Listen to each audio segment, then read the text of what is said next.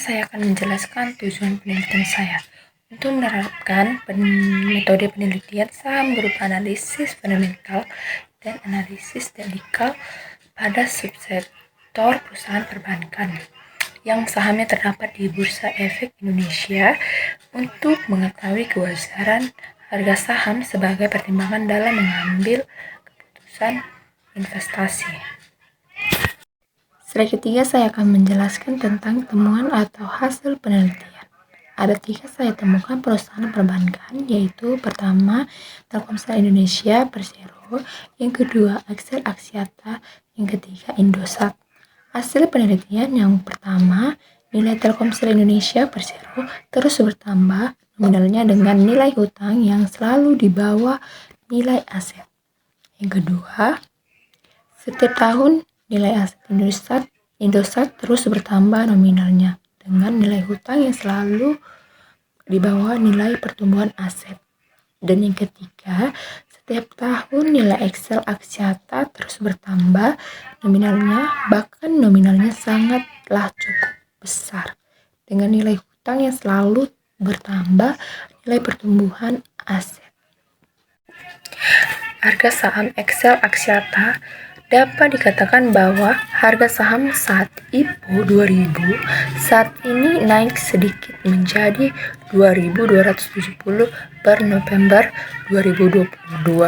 Berdasarkan secondary trend, saat ini saham Axel berada pada tren downwards.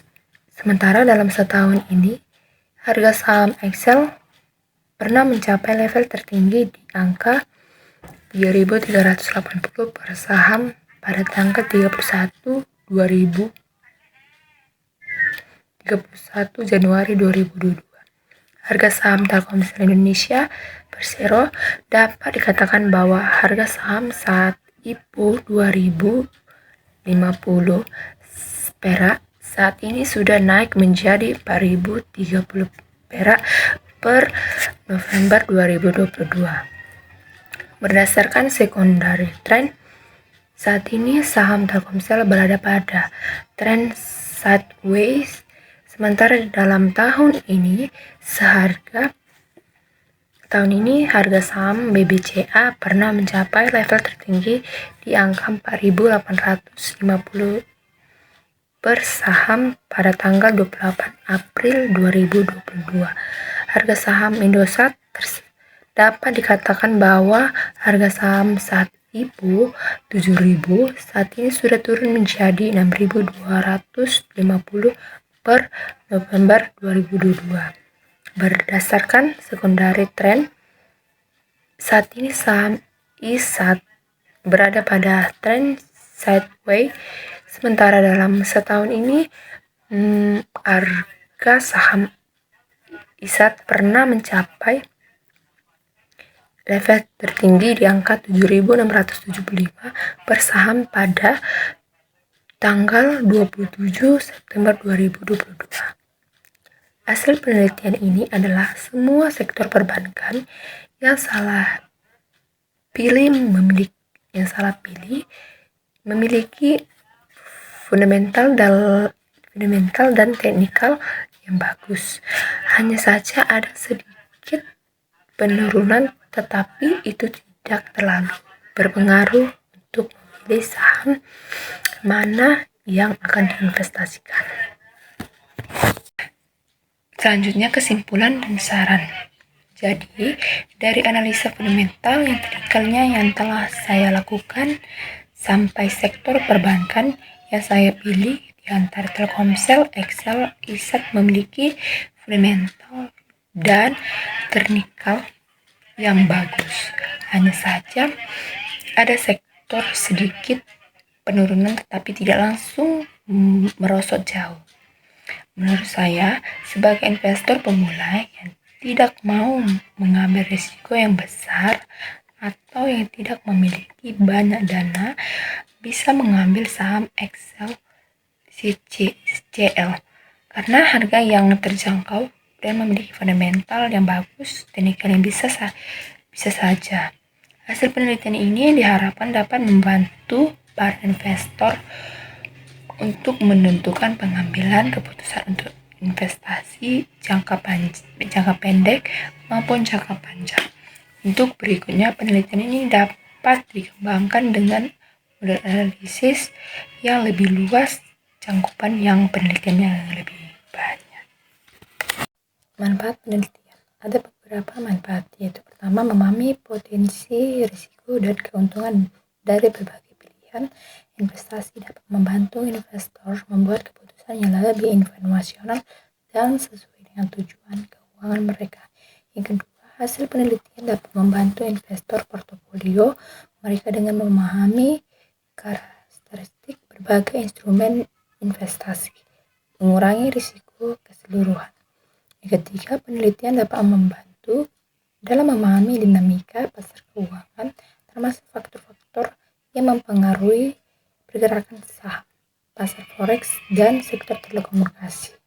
Yang ketujuh, pemahaman yang lebih baik tentang risiko dapat membantu investor mengelola investasi mereka dengan lebih efektif melalui strategi manajemen risiko yang sesuai.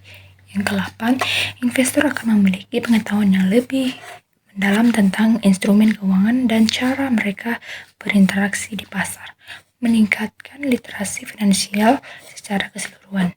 Yang ke-9, penelitian dapat membantu dalam merumuskan rencana investasi yang lebih terukur, sesuai dengan tujuan jangka panjang dan profil risiko investor.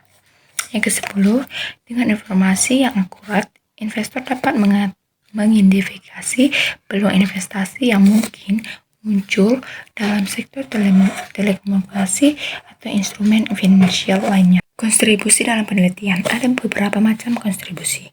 Yang pertama, menyediakan analisis yang mendalam terhadap kinerja historis dan faktor-faktor yang mempengaruhi saham, forex, dan perusahaan telekomunikasi, memberikan pemahaman yang lebih baik kepada investor. Dan yang kedua, mengidentifikasi dan mengukur risiko yang terkait dengan investasi dalam instrumen keuangan tertentu atau di sektor telekomunikasi, membantu investor mengambil keputusan berbasis risiko yang lebih terinformasi.